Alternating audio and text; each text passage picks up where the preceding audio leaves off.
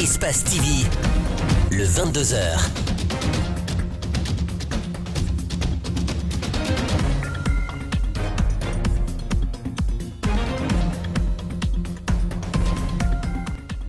Bonsoir à tous et bienvenue dans cette grande édition d'information. Tout de suite, les titres. Le système des Nations Unies en Guinée s'engage à renforcer son aide au ministère de l'Unité nationale et de la citoyenneté. Le représentant Vincent Martin l'a dit ce vendredi à l'occasion de sa visite à la nouvelle ministre Dr Zalikatou Diallo. Ce n'est désormais qu'une question de jours. L'hôpital national d'Onka sera bientôt fonctionnel après les rénovations. Une formation à l'intention du personnel pour l'utilisation des nouveaux outils médicaux qui ont tout de même exprimé quelques inquiétudes quant à leur séjour en France. Et puis sport, on en parlera dans cette édition avec les dernières lignes droites pour le congrès électif à la Fédération guinéenne de football. Les équipes notamment de KPC AKB seront dans ce journal.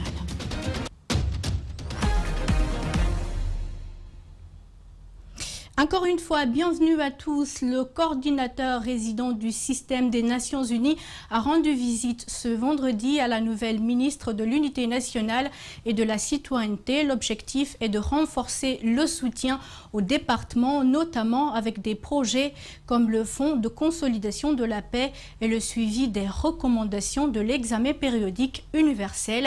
La ministre s'est réjouie de cette rencontre et espère qu'ils pourront collaborer sur bien d'autres projets dans le cadre des droits de l'homme et la prévention des conflits. Alseni Bari et Ibrahima Sori Kamara. Continuer et renforcer le soutien des Nations Unies au ministère de la Citoyenneté, c'est l'objectif que se fixe cette rencontre. Plusieurs points ont été évoqués, notamment le suivi des recommandations de l'examen périodique universel, la mise en place d'un cadre de dialogue entre la société civile et les acteurs politiques et socio-économiques, appelés sous le fromager. Des projets qui bénéficient du soutien de l'ensemble des agences du système des Nations Unies. Nous avons discuté longuement des projets financés par le Fonds de consolidation de la paix, projets et financements à laquelle la Guinée est éligible depuis déjà une dizaine d'années et qui ont grandement contribué au fil des années dans plusieurs provinces et régions de la Guinée à renforcer la cohésion sociale, à prévenir les conflits et donc à assurer cette cohésion dont nous avons parlé avec Madame la ministre. Satisfait de cette rencontre, le département de la citoyenneté espère que cette visite va ouvrir plusieurs autres perspectives de collaboration. Nous saluons l'arrivée et le coordinateur du système des Nations Unies pour avancer d'abord sur le renforcement de nos acquis, mais aussi ouvrir d'autres chantiers qui vont nous permettre effectivement d'aller très vite dans la résolution des problématiques qui sont confiées à notre département, qui sont des problématiques essentielles pour le développement et la stabilité de notre pays, telles que les droits de l'homme, la réconciliation, la problématique de la citoyenneté et de la prévention des conflits. Zalikatou Diallo compte donc ouvrir une nouvelle ère au sein du ministère de la Citoyenneté. Il reste à savoir jusqu'où va-t-elle aller. Pour être complet sur le sujet, le coordinateur résident du système des Nations Unies en Guinée a indiqué que la Guinée pourra continuer à bénéficier du Fonds de consolidation de la paix après la fin du projet en 2022, bien qu'il n'y ait pas de conflit dans notre pays. Aujourd'hui, une dizaine de projets est opérationnel pour enfants d'environ 12 millions de dollars américains. Vincent Martin est au micro d'Alseni Bari et de Ibrahima Sori et Kamara. Alors c'est un fonds, effectivement, la Guinée a été éligible dès le tout début de la constitution de ce fonds. Donc ça fait déjà un certain nombre d'années. Depuis 2009-2010, la Guinée bénéficie de ces fonds de consolidation de la paix. Alors nous arrivons en fin de cycle. Ce qu'il en est, c'est que nous arrivons en fin de cycle et donc en 2022, il sera question de voir est-ce que la Guinée peut encore bénéficier de ces fonds ou pas. Donc la porte n'est pas fermée. Et certains pays comme la Guinée peuvent bénéficier de ce fonds, même si, et bien heureusement, il n'y a pas de conflit déclaré, larvé, mais le fait même d'utiliser ces fonds dont le nom l'indique, ce sont des fonds pour la construction, la consolidation de la paix et de la cohésion sociale. Si tant est que la Guinée a encore besoin de ce fonds, nous ferons le plaidoyer nécessaire pour pouvoir avoir accès à ces fonds au-delà de 2022. Donc voilà, mon message c'est de dire la porte n'est pas fermée, mais nous arrivons en fin de cycle. Bientôt, le démarrage de la campagne d'immatriculation, réimmatriculation des véhicules et engins roulants en Guinée. L'annonce a été faite ce vendredi par le ministre des Transports, accompagné des ministres de la Sécurité et des Finances en visite au bureau régional des transports terrestres. Document sécurisé de Guinée, qui est l'entreprise chargée d'exécuter le projet, dit être fin prête pour cette campagne. Malik Sangana Kamara et Kiano Sadouba pour le reportage. En prélude du lancement de la campagne du nouveau système informatisé et intégré de gestion des immatriculations et de réimmatriculation des engins roulants, les ministres des Transports, de la Sécurité et des Finances effectuent une visite de terrain au bureau régional des transports terrestres pour se rassurer des dispositifs mis en place par la Société de documents sécurisés de Guinée, BSD. De l'accueil à la délivrance des cartes grises, plaques et d'autres documents de transport, tout est prêt pour commencer l'opération. Nous sommes fin prêts. Le système existe déjà il y a longtemps. Les plaques sont là, tout est là. Toutes les dispositions ont été prises pour que les documents sécurisés concernés pour ce projet soient disponibles. Donc à date, nous avons 250 000 cartes grises disponibles. Convaincu de l'évolution de ce projet, le ministre des Transports annonce le démarrage officiel de la campagne de dématérialisation des documents de transport. Je me fais la permission de dire officiellement que nous lançons la campagne d'immatriculation des véhicules le jeudi 20 mai 2021 sur toute l'étendue du territoire national. Je demande donc que tous les usagers soient prêts pour se faire immatriculer. Après l'étape de la zone de Conakry, des équipes mobiles seront déployées à l'intérieur du pays pour la phase de réimmatriculation. À Conakry spécialement, on aura une équipe au Kadak, parce que l'immatriculation va concerner essentiellement le centre de Conakry. C'est à la phase de réimmatriculation que nous allons déployer les équipes fixes et mobiles. Et quand nous aurons lancé les opérations de réimmatriculation, qui est une vaste campagne à l'échelle nationale, c'est là où nous allons déployer, comme je l'ai dit tantôt, des équipes mobiles et des équipes fixes. La concrétisation de ces projets contribuera à mettre fin à la falsification des documents de transport, mais aussi à sécuriser les recettes de l'État.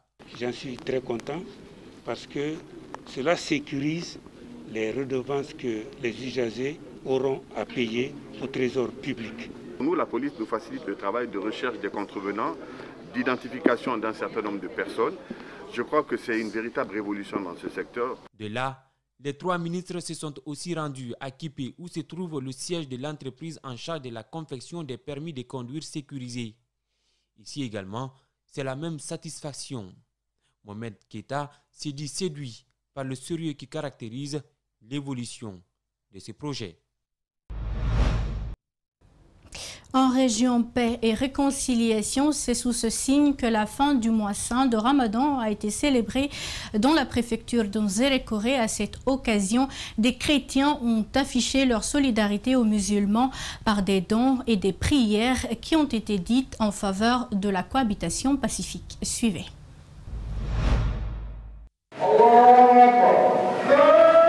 Il est 9h à la grande mosquée de Zérékoré. Les fidèles musulmans s'acquittent de leurs obligations religieuses. Comme pour marquer la fin du Ramadan, le grand imam sermonne par un message de réconciliation.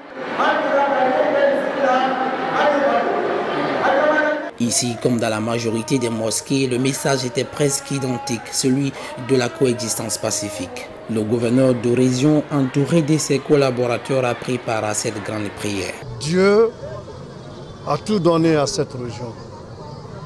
Nous devons rester reconnaissants vis-à-vis de lui. Et la première reconnaissance que nous devrions en lui, c'est de l'adorer, c'est de cultiver la paix, c'est d'avoir pitié les uns des autres et de faire en sorte qu'il ait le bonheur. Ce bonheur est aussi partagé entre les communautés dans un contexte de crise sanitaire. Bien avant la prière de ce jeudi, cet homme chrétien a apporté une assistance aux familles musulmanes démunies. Une aide financière et alimentaire en signe de rapprochement des citoyens. Moi, je suis chrétien Voilà, ces personnes même que j'ai ciblées mais sont musulmanes, pour dire qu'on peut cohabiter ensemble. Le chrétien, il peut faire des gestes à un musulman et le musulman peut faire des gestes à un chrétien. Donc en ce qui concerne, les religions ne peuvent pas nous diviser. Ça c'est un message. Il faut pas, laissons la politique aux politiciens. Et ça, c'est beaucoup très important. Moi, je demande aux gens des Erekoré, surtout les gens de la forêt, franchement, le vivre ensemble, il est important. Acteur du maintien de la paix en région forestière, pour lui, le combat vers la réconciliation incombe chaque citoyen. Partout dans les mosquées, les fidèles ont aussi prié pour la stabilité dans une ville où la violence s'est exacerbée ces dernières décennies. Un reportage de Alexis Collier. Parlons santé à présent. Dans la perspective de la mise en service de l'hôpital national d'Onka, le responsable du projet entame la dernière phase de son programme.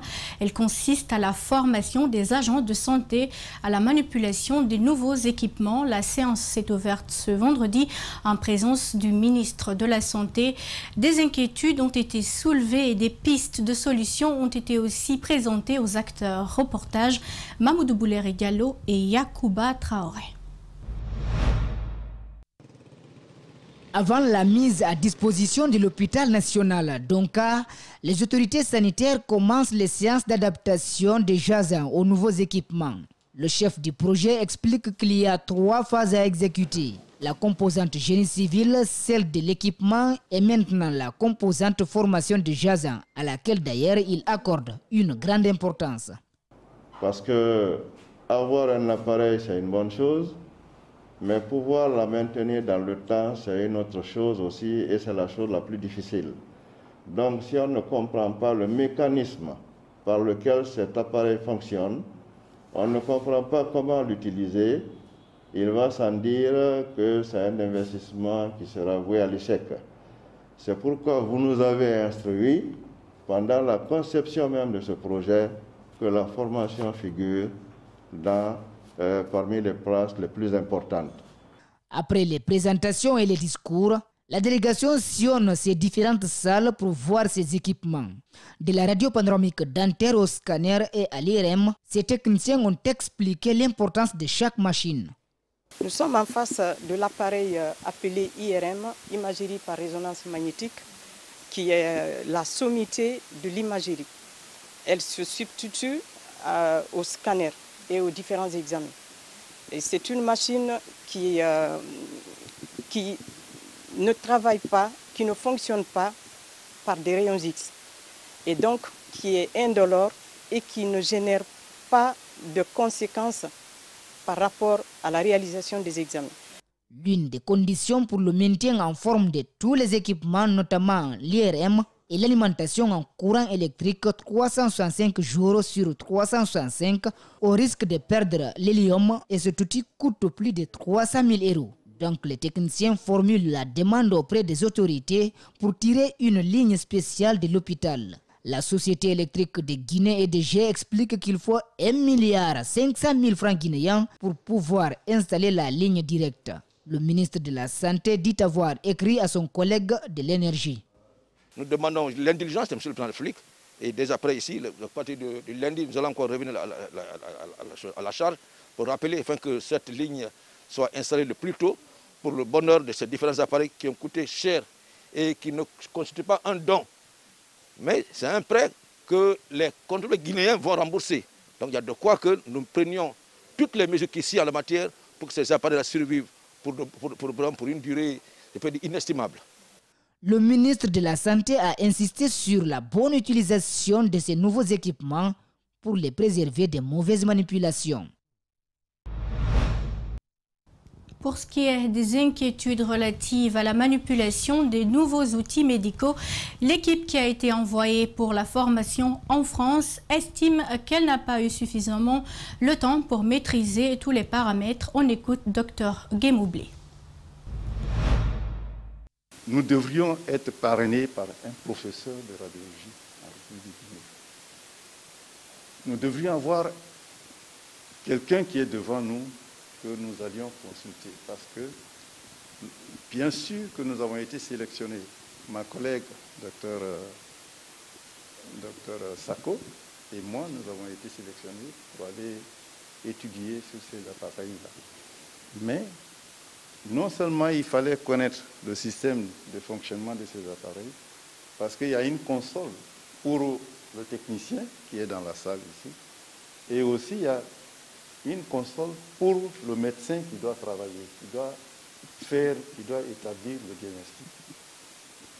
Donc, le temps qui nous a été imparti, ce temps était vraiment insuffisant pour étudier comment d'abord utiliser la console qui nous sont dues, et ensuite, comment aussi étudier le processus de diagnostic exact. Parce que l'appareil, il peut faire des examens correctement, mais il y a un problème de capacité de détermination du diagnostic exact, d'interprétation.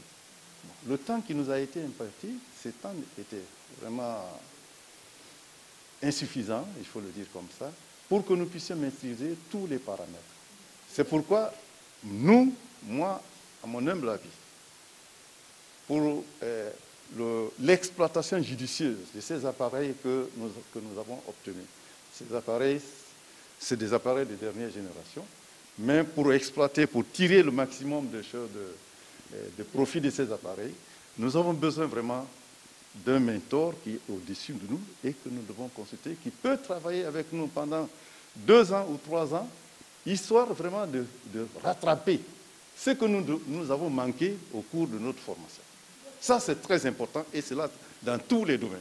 Le technicien qui est venu, il est venu pour nous montrer comment ces appareils fonctionnent. Mais il ne pourra pas, la formation pour un radiologue, au moins, ça doit s'étendre au moins sur 4 ans ou 5 ans. 4 ans ou 5 ans. Bon. Et c'est de nouvelles technologies qui sont arrivées. Nous avons besoin, en tout cas, de quelqu'un qui nous parraine et avec lequel nous pouvons compléter notre formation afin que nous puissions rendre beaucoup plus service, nous puissions être plus utiles pour la population. Parce qu'il ne s'agit pas que ces appareils soient là, mais il faut qu'on les exploite et que nos résultats soient vraiment validés ailleurs. Et la réponse des responsables a été immédiate. Le chef du projet, Aboubacar Conté, et le ministre de la Santé lui-même ont tenté de rassurer les médecins. Ils sont au micro de Mamoudou Bouléré Diallo. Dans le projet, nous avons également prévu de faire venir des spécialistes que nous n'avons pas sur place ici.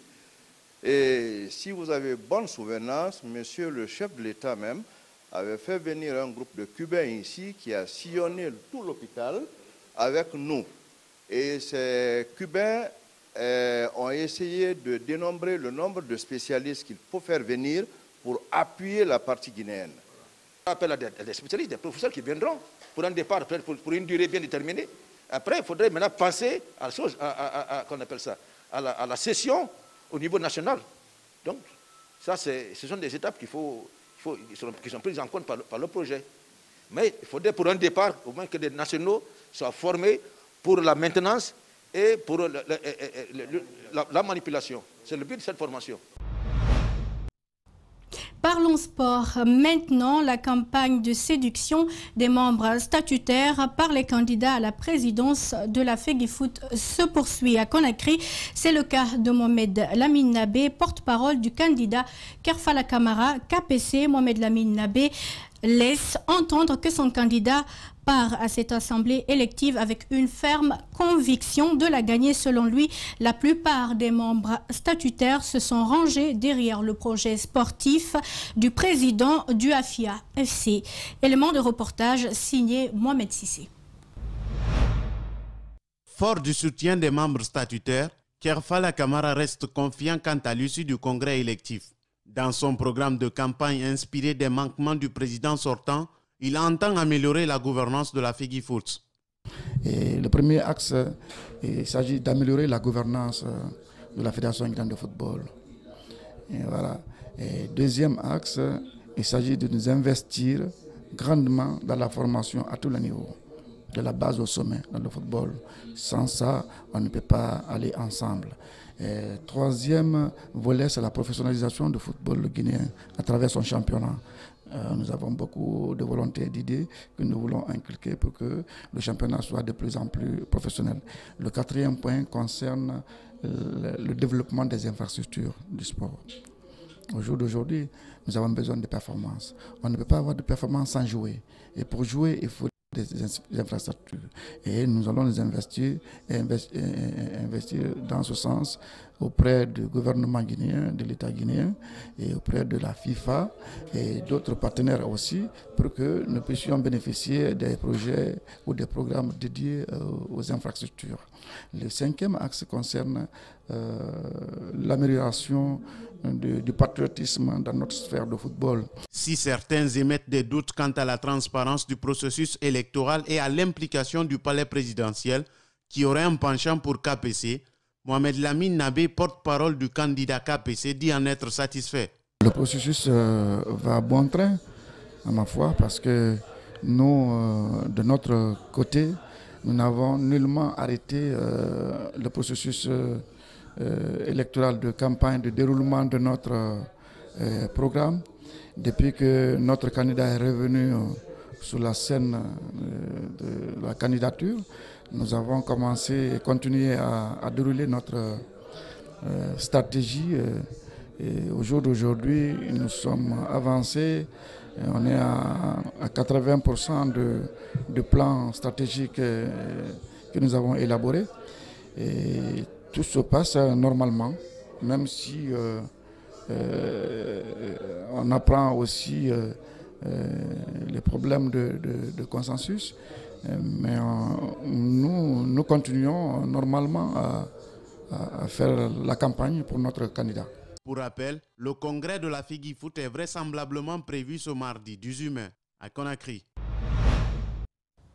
De l'autre côté, AKB désapprouve le protocole de Sékou-Touré et demande à être respectueux des statuts de la FEGIFOOT. Il est convaincu qu'il sera élu président de la Fédération guinéenne de football au soir du 18 mai.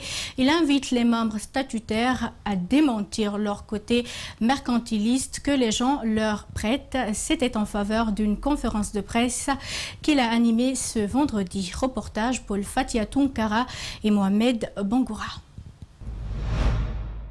C'est dans une ambiance festive accompagnée d'une forte représentativité des anciens footballeurs du Sili national que le candidat Abdul Karim Bangoura a épluché son programme de campagne devant la presse.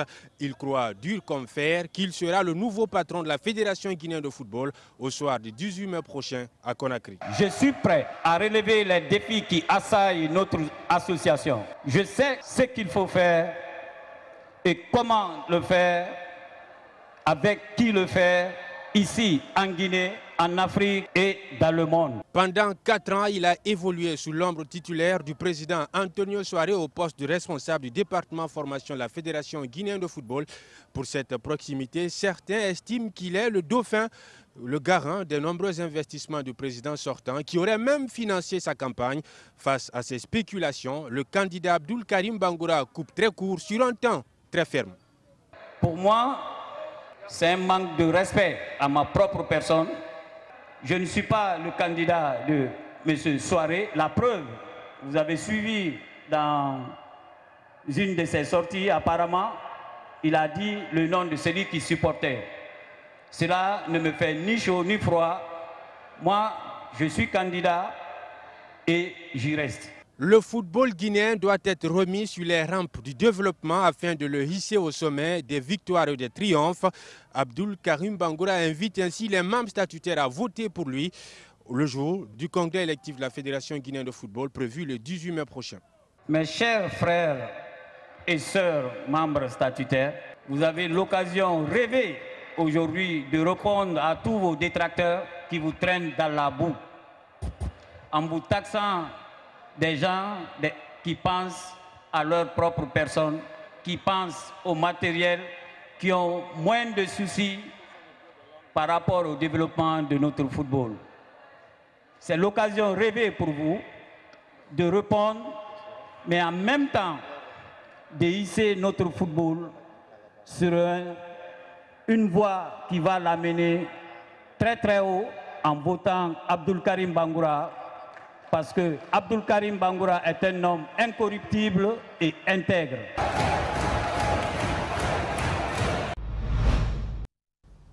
Et les anciens joueurs du Sili fortement présents à la conférence de presse croient que AKB est le choix idéal pour qualifier le football guinéen. Ils invitent les membres statutaires à voter pour Abdul Karim Bangoura.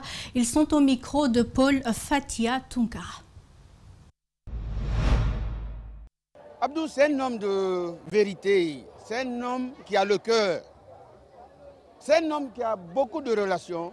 Il peut aider le football guinéen. C'est pourquoi je suis là. Je ne suis pas là en tant que moi, Mendy, je suis là en tant que les anciens footballeurs. Le choix idéal, parce que c'est quelqu'un qui a joué au foot, il a été professionnel en France, et il a joué pour le Sili national. Il a été agent de joueurs pendant longtemps, il a managé plein de joueurs ici. Et c'est quelqu'un qui était à côté d'Antonio Soiré, donc il s'y connaît. Pour moi, c'est une personne idéale quoi, pour le foot guinéen. Je demanderai aux membres statutaires d'être honnêtes envers eux-mêmes pour le développement du football guinéen, de voter Abdul Karim Bangoura Kabi. C'est moi qui vous remercie. Ce journal a été réalisé par André Mossier, Milimono et l'ensemble de la rédaction d'Espace TV. À tous, merci de l'avoir suivi. Au revoir.